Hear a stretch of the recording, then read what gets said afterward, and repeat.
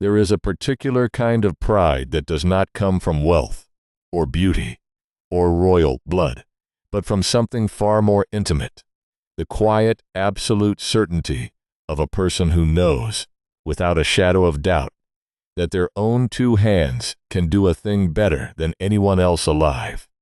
That certainty can be a gift. It can also, if it is never once tempered by humility, become the very thing that destroys the person who holds it. Tonight we follow a weaver, a mortal woman with no royal blood and no divine parentage at all, whose skill at the loom was so extraordinary that people traveled from distant towns simply to watch her hands move, and who could not, in the end, bring herself to say the one small and easy sentence that might have saved her from everything that followed, that her gift, however extraordinary, had come from somewhere beyond herself. This is the story of Arachne, and it is, in its own way, a story we have circled before on this channel, in the tale of a proud queen who once compared her own 14 children to a goddess and lost every one of them for it. But Arachne's pride took a different shape than Niobe's, and her punishment, when it finally came, took an even stranger and more lasting one. For where Niobe was reduced to nothing at all, Arachne was condemned to keep doing forever the very thing she had once been too proud to credit anyone but herself for.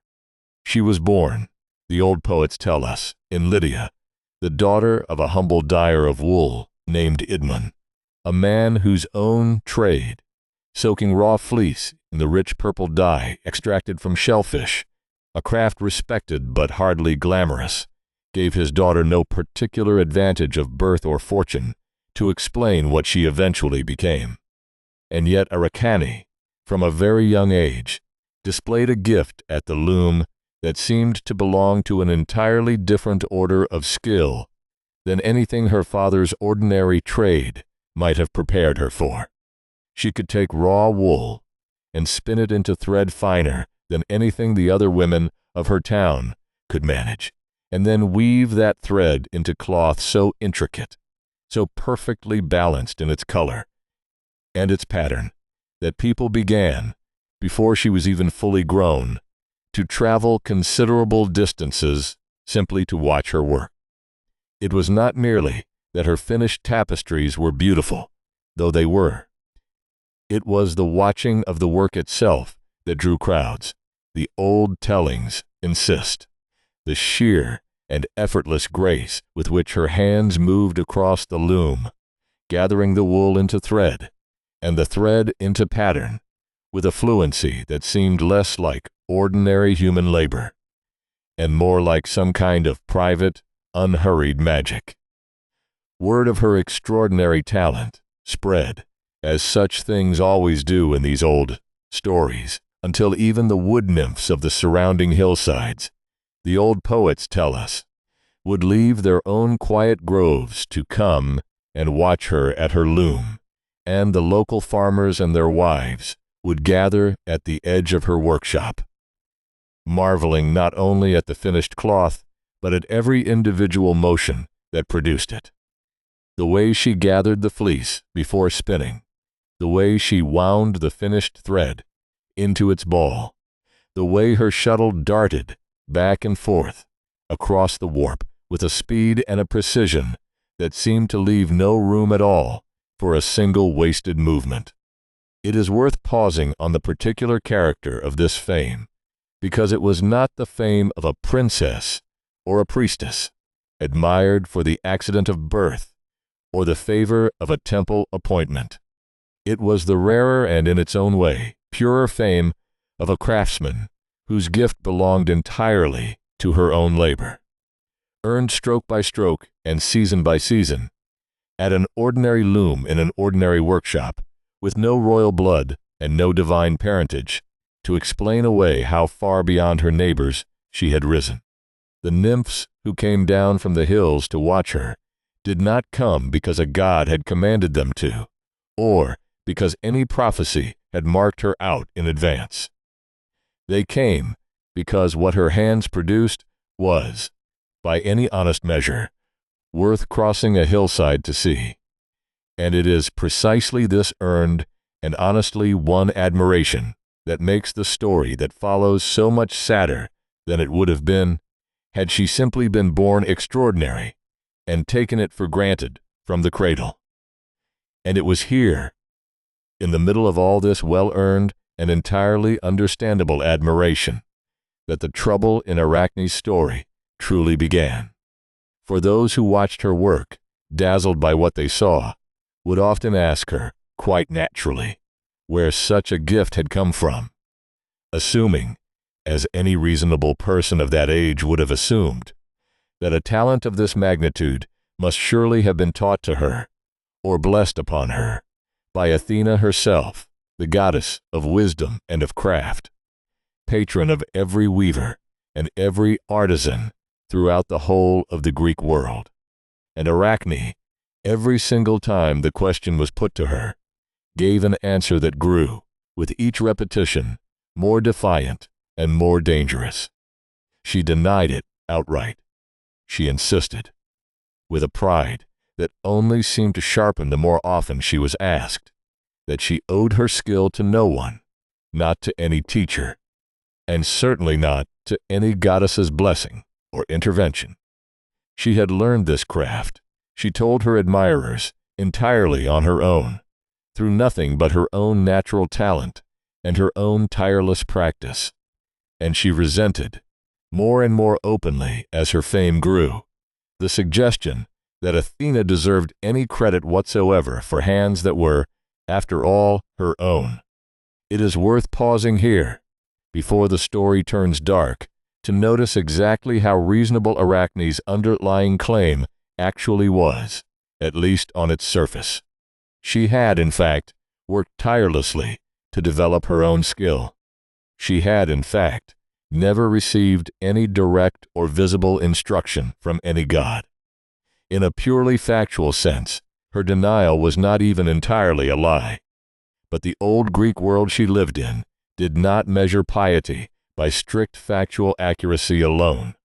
It measured piety by gratitude, by the willingness to acknowledge, regardless of how much genuine effort a mortal had poured into their own gift, that talent itself, the very capacity to learn and to excel at all, was never fully separable from the favor of the gods who governed such things. Arachne's crime was not that she had worked hard. It was that she refused, absolutely and repeatedly, to say thank you for the raw capacity that had made all that hard work possible in the first place. And then, one day, Arachne went further still, and said the words that no mortal in any of these old tales has ever managed to say without consequence.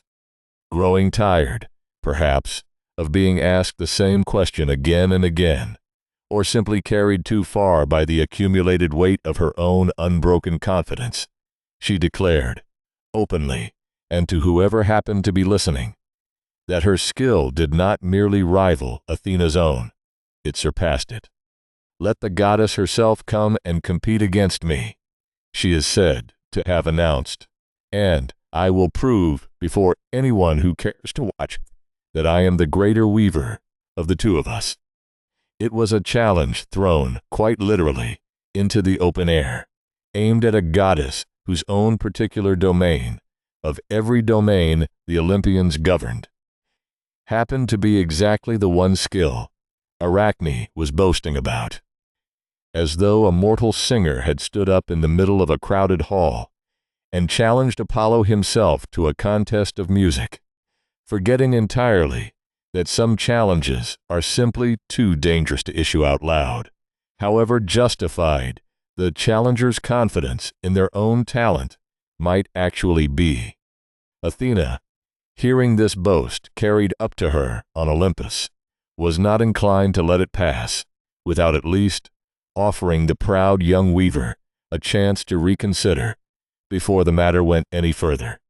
She came down to Lydia herself, the old poets tell us, disguised as a bent and aged old woman, leaning on a walking staff, her hair gray and her face lined with all the accumulated years a mortal grandmother might actually carry. And in this humble and unthreatening disguise, she sought out Arachne at her loom and struck up a conversation with her gently, the way an old woman might offer a young person some well-meant and well-earned advice. She praised Arachne's skill sincerely, for it deserved sincere praise, but she cautioned her, just as sincerely, against the particular boast she had been making so freely to anyone who would listen.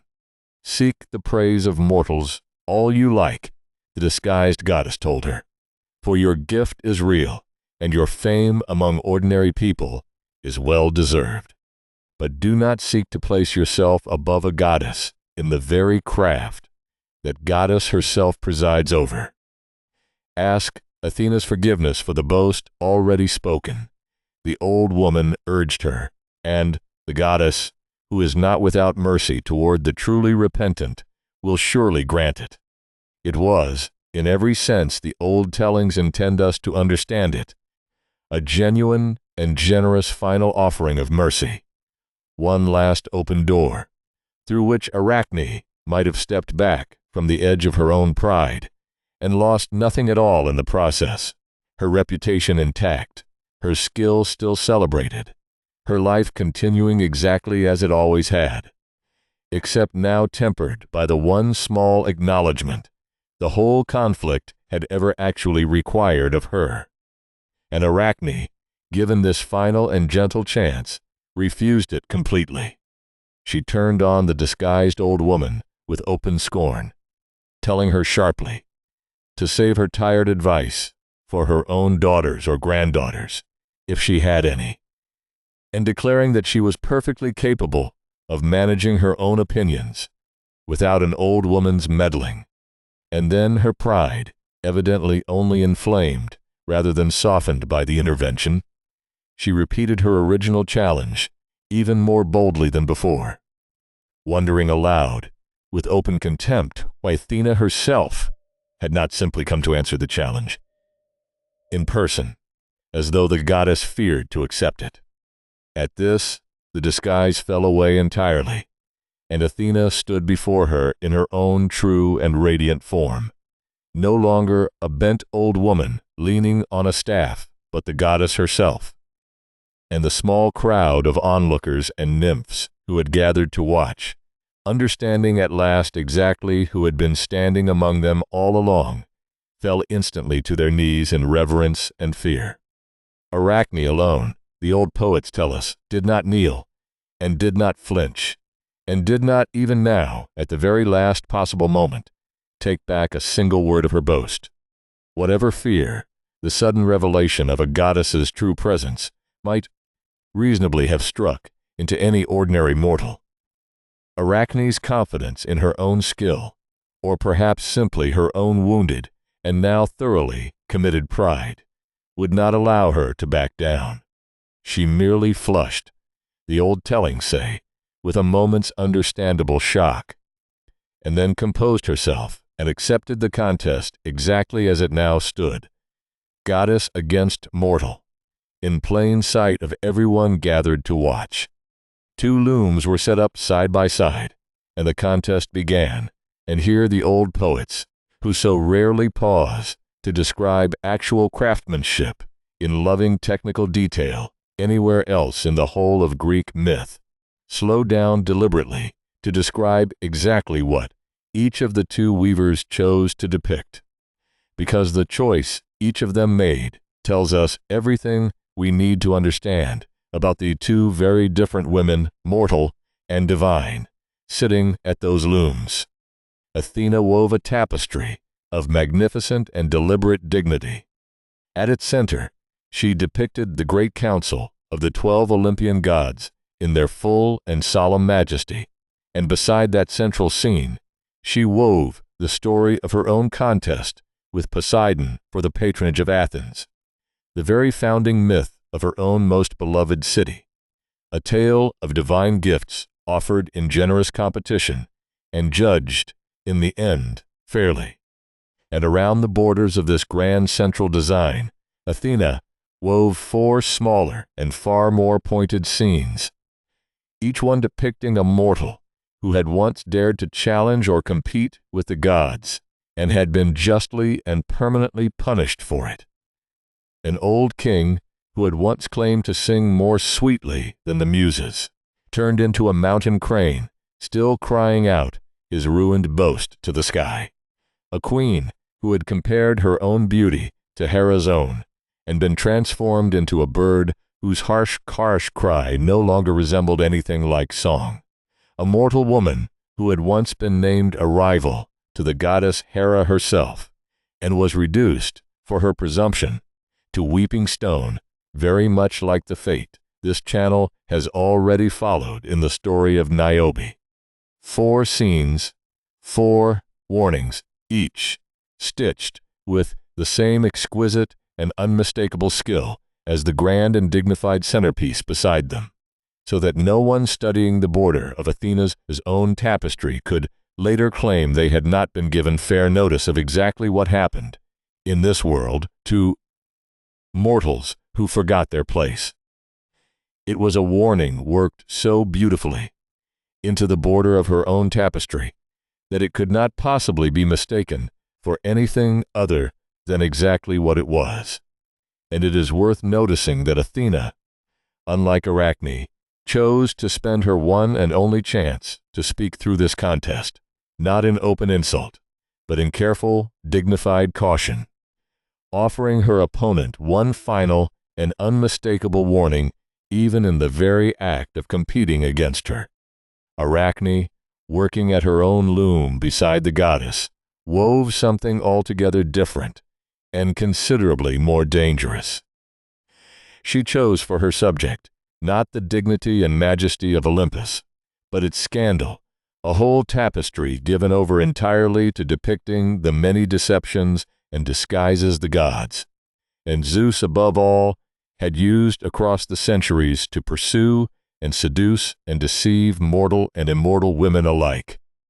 She wove Zeus disguised as the white bull carrying away Europa, a story this channel has already told in the founding of Thebes. She wove him disguised as a shower of golden rain pouring into Danae's locked chamber, a story this channel has told as well, in the myth of Perseus. She wove Poseidon in the shape of a bull, pursuing a mortal woman across a sunlit meadow, and Apollo disguised as a humble shepherd, and Dionysus disguised as a cluster of ordinary grapes, to win the trust of a girl who would never have trusted a god outright. Scene after scene of gods behaving badly, deceiving and pursuing mortal women through every clever disguise their divine cunning could invent, arranged around the border of her own tapestry, not as a warning this time, but almost as a kind of ledger, an accounting of debts the gods themselves had never once been made to answer for. And she wove it all, the old poets insist, with a skill so flawless, so perfectly rendered in color and in composition, that not a single thread anywhere in the whole vast work betrayed the slightest error or hesitation. Where Athena's tapestry argued for the dignity and the untouchable authority of Olympus, Arachne's argued, just as skillfully and just as persuasively, for something far more dangerous to say aloud in front of a goddess, that the gods who punished mortals so readily for their pride and their deceptions were not, themselves, above the very same failings, and had simply never once been made to stand in a mortal's place and answer for them. And this, in the end, was the detail that made everything that followed so much worse than it might otherwise have been. For when the 2 finished tapestries were set side by side for judgment, even Athena herself, the old poets tell us, standing back to examine the work of the mortal woman, who had just spent an entire contest depicting her own father's misdeeds in exquisite and undeniable detail, could find no flaw in it. Not one. Arachne's weaving was, by every honest measure of the craft the goddess herself presided over, genuinely and completely flawless. A mortal hand had matched, and by some readings of the story perhaps even exceeded, the technical perfection of a goddess's own work. It should, by the ordinary logic of a fair contest honestly judged, have settled the entire dispute in Arachne's favor, exactly as she had boasted it would from the very beginning. But Athena's fury, when it finally broke, was not aimed at the quality of the weaving at all. It was aimed at its subject, and at everything that subject revealed about the young woman who had chosen it. For Arachne had not simply demonstrated superior technical skill in a contest of craft. She had used that flawless skill to mock the gods themselves, to catalog their weaknesses and their scandals in loving and undeniable detail, and to do so, moreover, in the very same contest where she had already refused, twice, to show the goddess of that craft even the smallest ordinary courtesy of gratitude or humility. It was not the perfection of the work that enraged Athena. It was the fact that a perfection this complete had been placed entirely in service of contempt, offered up by a mortal who had been given every reasonable chance to soften her pride, and had chosen again and again to sharpen it instead. In her fury, Athena seized the finished tapestry and tore it to pieces with her own hands, and struck Arachne several times across the head and face with the wooden shuttle from her own loom. Not, by most tellings, a blow meant to kill her, but a blow meant to humiliate her exactly as thoroughly as Arachne's own weaving had just humiliated the whole of Olympus. It is worth lingering, for just a moment, on the reaction of that gathered crowd.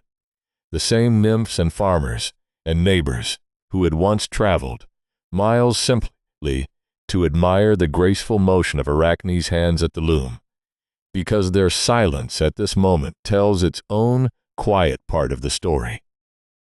Not one of them, the old tellings suggest, stepped forward to defend her, or to plead for gentler treatment, or even to acknowledge, in front of an angry goddess, how genuinely extraordinary the ruined tapestry lying in pieces at her feet had actually been only moments before.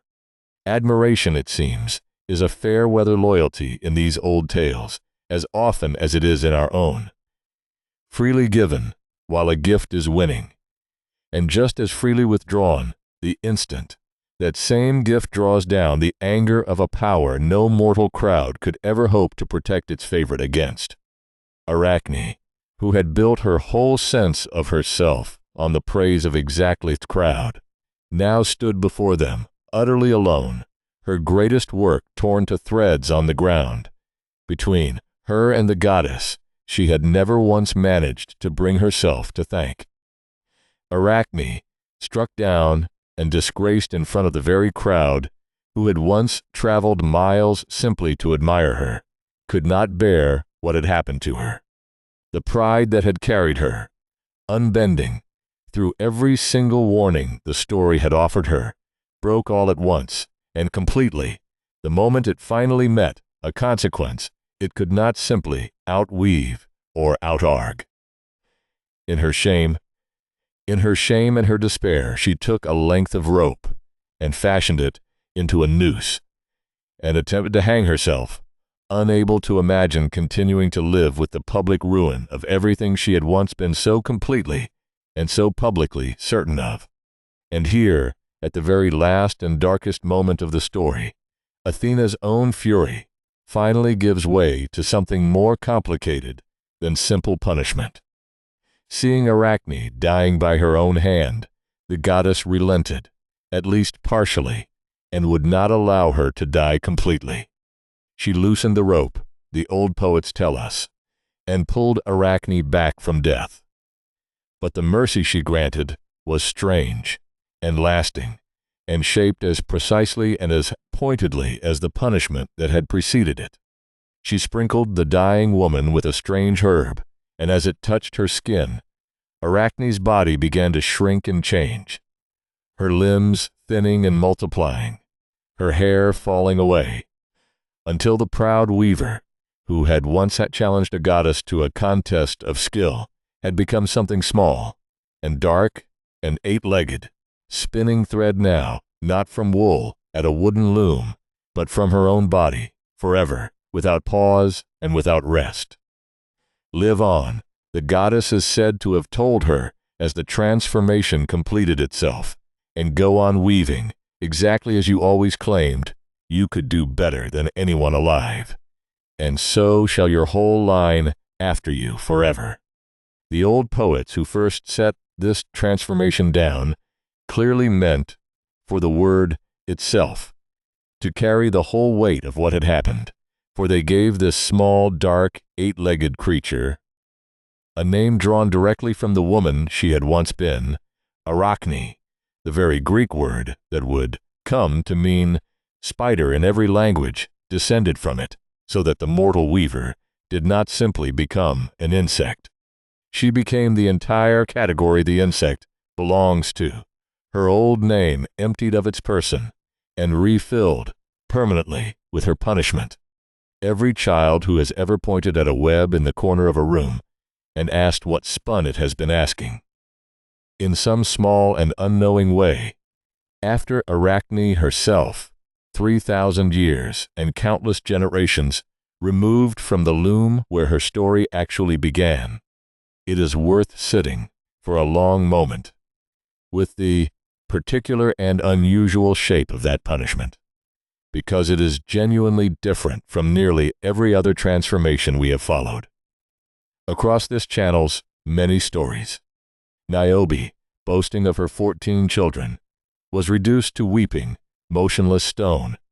Her pride, and everything that pride had produced, entirely and permanently ended. But Arachne was not ended at all. She was condemned, instead, to keep doing forever the very thing she had once refused to credit anyone but herself for. Spinning and weaving without pause, generation after generation, every spider that has ever spun a web since carrying, in that endless and tireless labor, some faint echo of the mortal woman who was once so certain her gift belonged to no one but herself. It is a punishment that answers her original crime with an almost poetic precision. She wanted to weave forever, unacknowledged and unindebted to anyone.